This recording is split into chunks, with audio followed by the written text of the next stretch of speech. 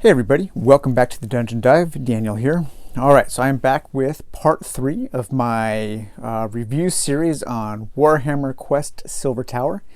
And this is probably going to be the final part that's going to be showing any kind of content for the game. And then the following part, which will be the finale to the series, will be kind of a wrap up, a final thoughts episode. So in this episode, we're just going to take a really quick look at just a couple of the White Dwarf issues that I have, and also the novella Labyrinth of the Lost. So the White Dwarf issues, I really wish that Games Workshop would have continued making the smaller White Dwarf issues. This size is just so much nicer, I think, than their huge, large size. They're easier to store in the game boxes for the games that they're about, and in my opinion, they're easier to read. But I only have 2 issues devoted to Silver Tower, and I like both of them quite a bit. They are very much just kind of advertisements for Silver Tower. And so depending on your opinion on marketing, you might have a different opinion on these than I do. But I think these are really cool. So this entire issue is devoted to just about nothing except for Warhammer Quest Silver Tower.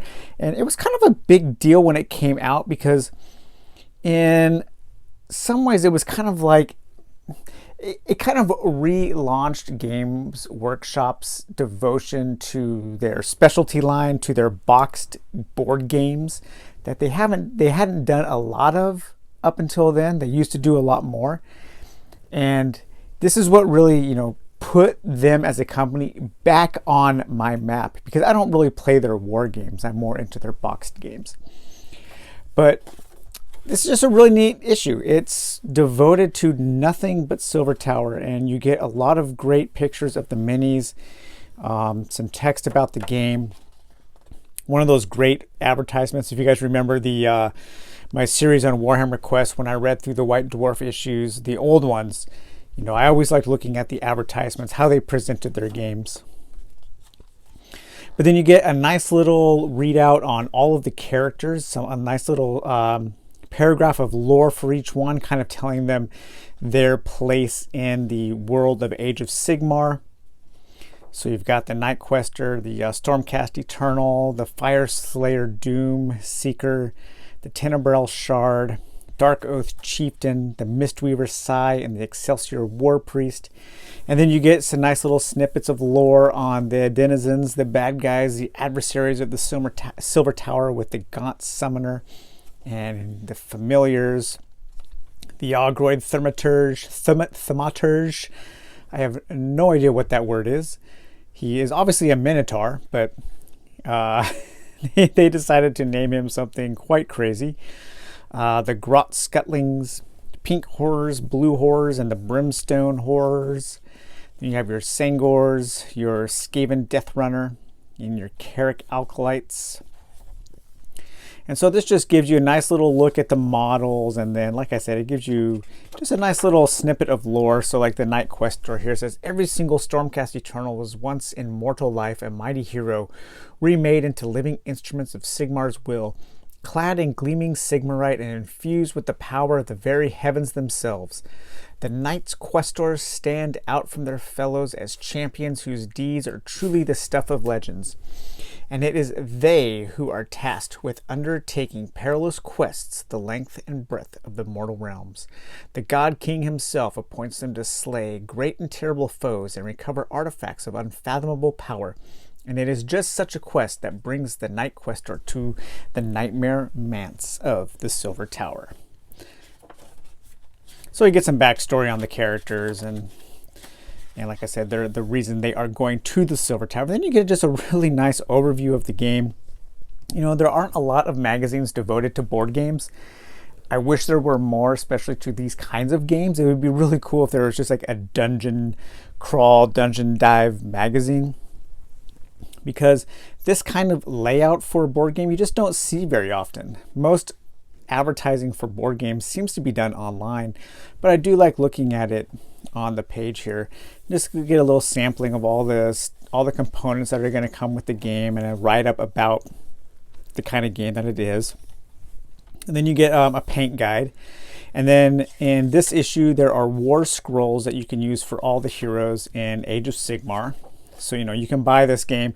And a lot of people, what they would do is they would buy this game because it was like a good deal for the minis. And then they would sell the cardboard and all the components of the game on eBay and just keep the minis. So they would use them in their Warhammer tabletop games. And then you get more painting guides. There's for the Sangor. You get a walkthrough of like the first quest in the game, kind of a play-by-play, a battle report of the first quest, so you can kind of see how the game is played. Again, I don't think when everything is all painted up, I really don't think there's a better looking game than Silver Tower.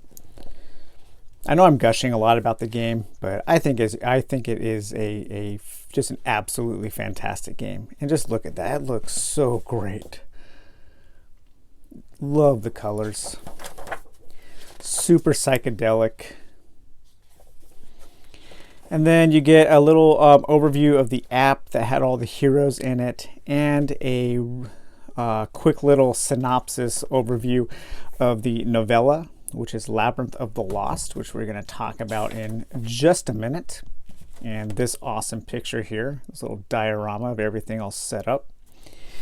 And then we have this issue here, which is the second issue I have, and it goes into, it's not quite as full of Silver Tower stuff, but probably 80% of it is. The quest continues. It talks about the model expansion that came out, which was like these 4 heroes there, which I never bought that. I already had the Slaughter Priest from Gore Chosen, and this was a pretty expensive, I thought, for only 4 models. So it talks about them a little bit, and then you get some more paint guides, and you get a little more detail on the adversaries. You do get this, so you can make a photocopy, a color copy, and add this, which is another hero card if you wanted to play the Lord of Plagues as a hero. Again, calling him a hero is kind of weird. I would have preferred it if they would have just called them warriors like in the original Warhammer quest, but you get a little write-up on him. And then some fan-painted minis, I believe. And then you get pull-out sheets for the adversaries, so you can use those in your Age of Sigmar games. And then the real highlight in this issue is where it talks about the creation of the game. And it has interviews and conversations with Ben Jefferson, Mark Harrison, David Wisenlick, Colin Grayson. So I think these are all the guys who created the sculpts. And then you get a second part here, which is a discussion between James Hewitt, the main rules designer, and Tim Malloy, who wrote, I believe Tim was a co-designer with James Hewitt, and they wrote the rules together. The text, the flavor text in the game was written by Andy Clark, which is the writer of the novella here. And this is a really cool insight into the making of the game, and definitely the highlight of this issue here. So if you ever come across this, I highly recommend reading it. And you also get, they talk about this page here, this splash page that I liked so much in the adventure book. And they actually do mention the artist. His name is Kevin Chen. I would love to have a poster of that. They were just talking, they were mentioning in here about what a great and evocative piece of work this is. And I totally agree. And then you have this nice little, just little snippet, little write-up of the old original Warhammer quest, which is cool to see again in an issue of White Dwarf. And then finally, in today's shorter video, is the Labyrinth of the Lost, the novella, which I just finished. This is pretty good. Deep within the sorcerous labyrinth of the Silver Tower, a small band of champions fights for survival. Some seek to win glory and power by defeating the master of this ever-changing realm. Others look only to survive. and to escape the hellish maze before it takes their lives, their souls, or their sanity. Forced to work together, the champions must overcome... that would have been a cool name to call them instead of heroes. Must overcome bitter rivalries and age-old hatreds in their quest to defeat the twisted machinations of the gaunt summoner. Yet lies and illusions spill through the Silver Tower like a flood, and none of these questing heroes is quite what they seem. So this is very much a story based on the game. In the same way, really, that Dragonlance Chronicles is.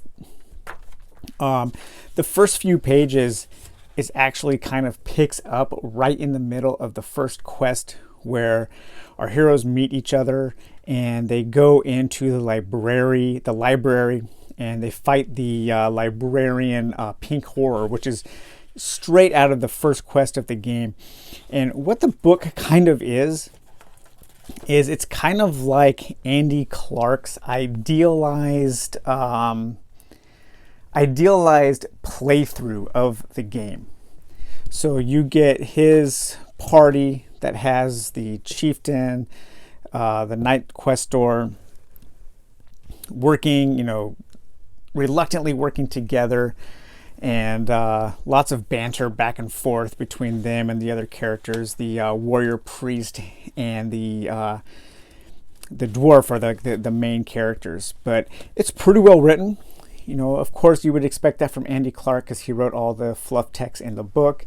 It's adventurous. It's recommended. If you can pick it up, if you can find it, I do recommend it. It's a good kind of like dungeon crawl adventure, and it is short. It's only about 130 pages. So novellas are actually one of they are my favorite size of fiction. More depth and detail than a short story, but not as much of a time commitment as a long novel. So I really feel like the novella is kind of a lost art form in genre fiction, especially these days with these massive never-ending series and giant tomes. So it's really cool to read kind of an epic story in a small volume like this. And back in the day, back in like the Ace paperback days, 150 pages was considered a novel. I mean, all of the good Elric collections are all around 140 pages, and all the great old classic science fiction is this length. So I was very happy to see that this particular novella of the Silver Tower was a shorter work, and I enjoyed it quite a bit. It's a little cheesy, it's a little predictable, as you would expect from a book based very much on the playing of a game, but it is worth the time and the effort to find and read. So that's it. I just wanted to bring some attention to the last few items I have, and we will be back with one more part in this series, which we will talk about just my final thoughts on the game. So all right, well, thanks for watching, and we'll talk to you later. Bye bye.